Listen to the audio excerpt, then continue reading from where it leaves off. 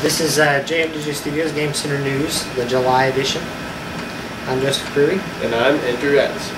Our top story this time is EA has officially announced Battlefield 4 is coming. They announced this on July 17th. Was not supposed to be announced, but they did. And in their freak out panic moment, they said they're not going to give any other info other than it'll most likely be released on a next-gen console, and they want fans to remain focused on Battlefield 3, saying that it still has plenty of time left in the game, plenty of life, and they're going to be doing 3 more DLC packets for it. In other news, in the UK, the new low on the PEGI for game systems, it is now illegal to sell a game to a child under the respectful age on the box.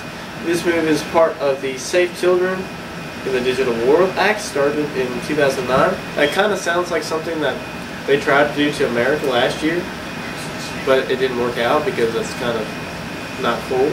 So I wonder what happened in the UK and not here. Maybe we should learn from the UK. Maybe we're wrong. Wait, we're American. Never mind. We're good. We're all good here. Yep. That's awesome headline news right there, because we're American. There was nothing else. We're kind of... Assassin's Creed 3 comes out in October 30th. 2 months.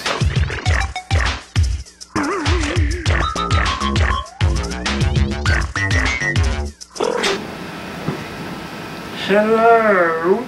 Okay. It's Rock Buddy Reviews, and still don't have Rock Buddy. He couldn't make it, but I'll pull through this without him. Okay. Today I'm going to tell you the scores from all the places and then here at Jmdjstudios.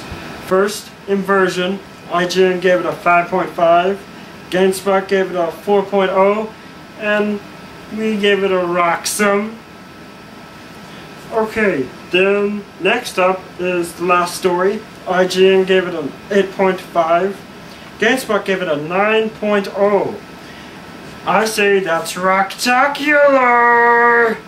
Okay, and then Final Fantasy theatrerythm for the 3DS. How do you say that? IGN gave it an 8.5, GameSpot gave it a 7.5, and that's rockalicious!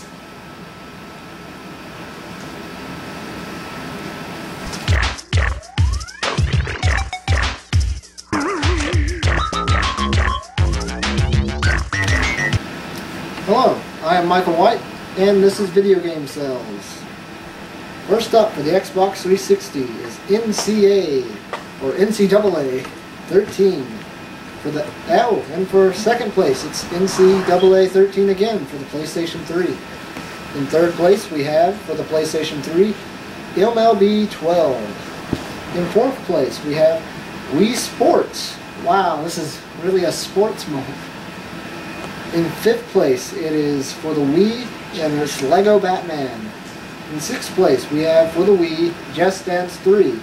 And in seventh, for the Xbox 360, Call of Duty Modern Warfare 3. In eighth place for the Xbox 360 is Lego Batman 2. Lego Batman 2. And in ninth place, we have for the Wii, Mario Party 9. And in 10th place, we have Battlefield 3. For no system whatsoever.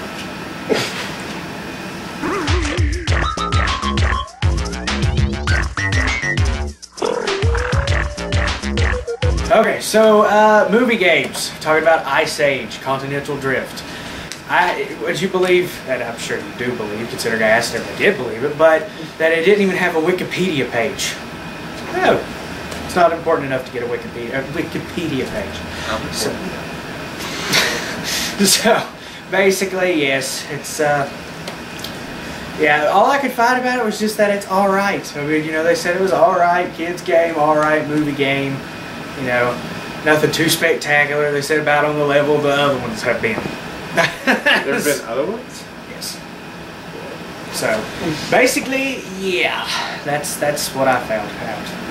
I mean, nothing much about it. I mean, a couple reviews just said that it was fun for kids. You know, that if you like the Ice Age movies, you may like it, but at the same time, it's nothing special. So, I haven't played it myself, but yeah, if you like Ice Age, give it a try. You might like it. Yes. So, yeah, that's pretty much it.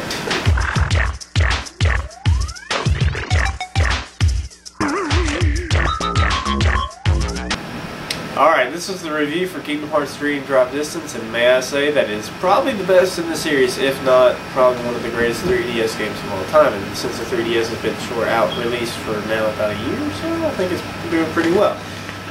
Let's just get straight to it. So this takes place after Kingdom Hearts 2, but I'm going to warn you beforehand, if you haven't played any of the Kingdom Hearts games, you might want to play it. I mean, this game does go over some important details and little journal entries that tell you what happened in the previous games, but if you haven't played, you won't understand a clue, like what's going on. I'm just going to be honest, the narrative has gotten so deep into the game that there's just so many details that I don't think even just reading a glossary page could probably explain all the important details.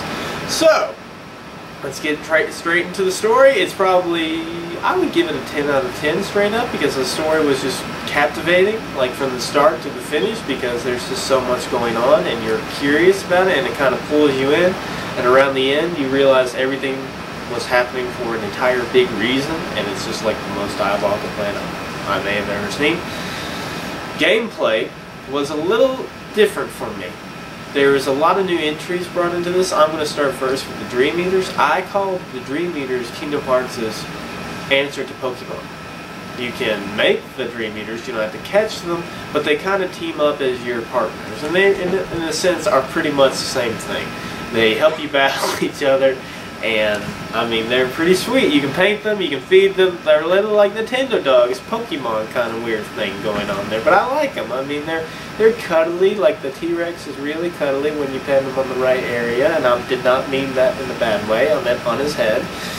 But it's a very great game. I mean, they're really cool. I like them. And then there's the next part, which is my favorite part of the series, is Flow Motion. Flow Motion at first is a little tricky to get a hand of, because it's very dynamic and it's kind of it's free flowing. Like, you got to keep on the move. It's interesting how that concept works. But if they put that into Kingdom Hearts 3, it's going to be holy crap. I mean, because once you get the hang of it, it's so much fun. I mean, that's all you want to do. You kind of forget about your normal fighting style, and you just want to find a wall or a pole or something to jump off of and attack somebody. You don't really care about your normal attacking. Drop system was also a little issue. I mean, I found it to be kind of a relief at the same time, because if I was about to die, I could just drop at any time but then start back with full health. Or I could come back after I wanted to progress someone's story further. If I was getting captivated in the story side more than Riku's, I would just play as Sora's and then go back to Riku. However, in boss fights, it's kind of annoying, because if you're in the middle of a boss fight and you're literally down to 1 bar of health, you drop.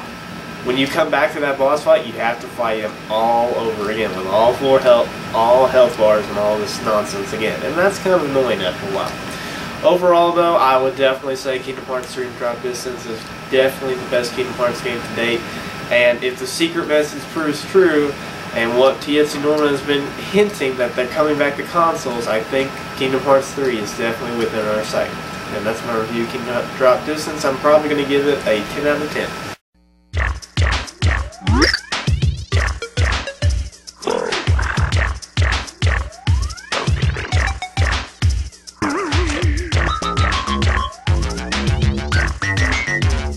Freedom.